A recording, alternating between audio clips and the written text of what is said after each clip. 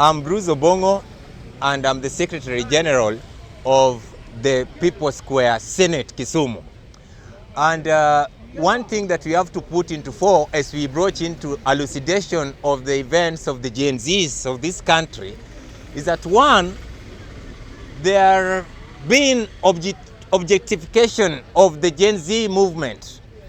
And this objectification has been done for so long. It was done to our parents, the Gen X and the rest. What we have to put into fore right now is that we've got too much of hot air that has been peddled around in terms of promises that are never achieved.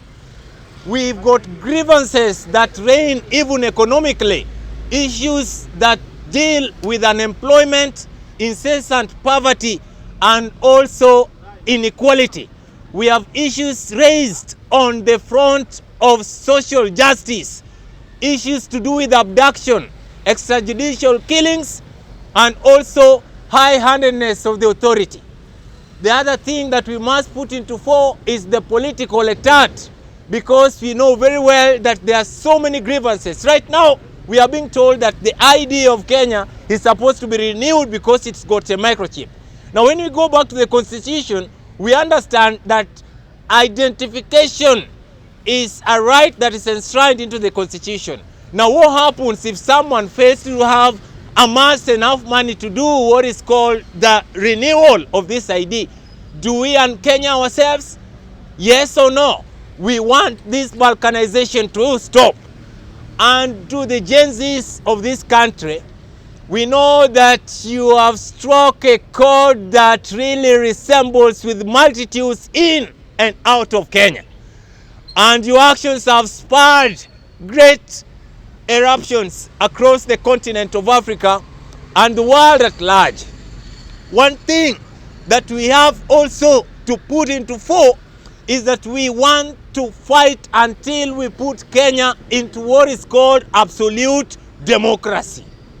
It is a must, because the Gen Z protest has eclipsed all the political parties in Kenya. It has eclipsed the Chama cha Mapinduzi in Tanzania. It has eclipsed the ANC of South Africa. It has eclipsed the ZANU-PF of Zimbabwe, and so many across the globe. So this one is unstoppable. And we mean well for this country. And whatever we are doing right now is even biblical. We are the biblical David that the Lord God has decided to use to free his people from the slavery, whichever mental or material. We have decided to say no. And moving forward, we want to assure the great fathers of this country, even in the political field, that enough is enough and old is no longer gold. The old has brought us where we are, of joblessness, poverty, and destitution. Old is no longer gold, we say, and we are not masters of riots and chaos. Oh, what do you expect of a country full of joblessness and spiraling kind of destitution that we have currently? What do you expect? It is a tall order now, and that's the reason as to why we would say that we must re-establish a new Kenya, because we know that great countries across the world are products of what is called the 18th century.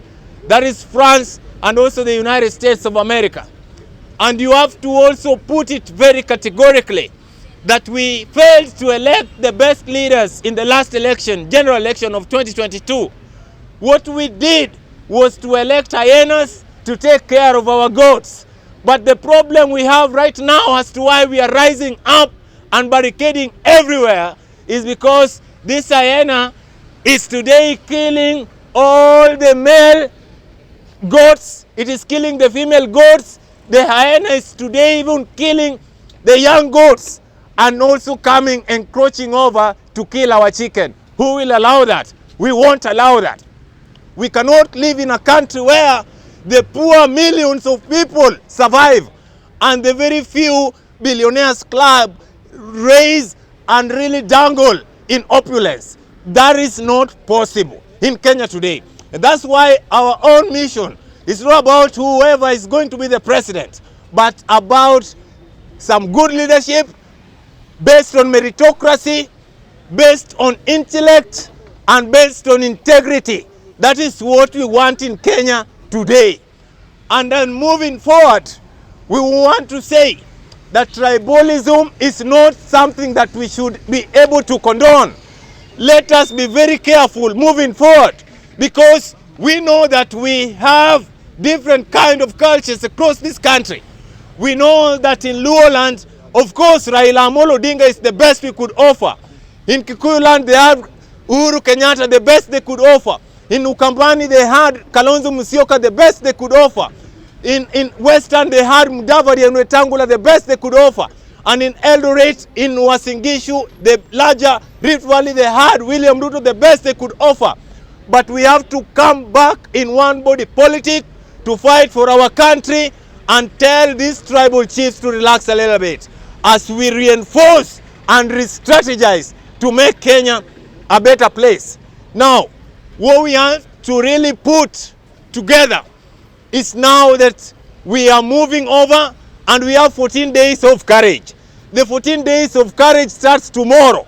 We want to barricade all the roads in Nairobi. We want to barricade all the roads in all the counties in Kenya. And this one goes exactly. We want to occupy all the churches in Kenya. We must occupy all those churches and send away all the politicians plus all the shame. We have to take them out because they are nothing but a sign of national disgrace. We warn you. We had Ole Sapit talking to us about a national prayer day. My foot, which country in the world has ever stabilized its economy on a feet down because of prayers? It is because of resolve. It is because of putting the pen to paper down and going back to work. That is what we want in our country. We are not going to allow this. An African is an African. You cannot change a goat to be a cow. You cannot change a cow to be a goat. You cannot change an African to be a Jewish. It can only happen through what we call the mental slavery. And that is why we want to emancipate our people to know that a country can work for you. We do not care who becomes the president next. And we are very much grateful because karma is real. General Ogola has refused to rest in peace. Msando has refused to rest in peace. And Mr. William Ruto is losing his friends today because we heard of Joe Biden deciding to throw in the towel. So no one is helping you, Mr. William Ruto. Kibaki cannot help you from his grave. Moi cannot help you from his grave. And we also understand that the president of Iran, who is your dear man, has also decided to rest with angels in heaven. So now you are alone. Do the necessary, pack your bags and leave. Because we know very well that the 2010 Constitution is also putting us into this kind of a situation. We have excess representation today. Too much of nominated slots. We want a lean government with very, very few people who serve so that we reduce on the wage bill. We want to have a referendum that is going to envision Pan-Africanism, something that is going to work for us, something that is going to be dependable on the African front. We are very much grateful that today, as we speak now, all the African countries are looking at Kenya to be the giant of Africa. Kenyans from wherever you are, we've lost people. We've lost great brains out of this protest. But we are not bowing down anytime soon because we know that we are eyeing the prize. We must be able to categorically state and review on our past. We do not care the many that have left this struggle. Dedan Kimathi stood very firm at the behest of the impunity of the white men. Regardless of some tribal chiefs who are really collaborating with the whites, Dedan Kimathi fought so hard. We are going to move forward with or without the betrayers of this cause. We have to stand up and make this work out. Do not ask us about the way forward.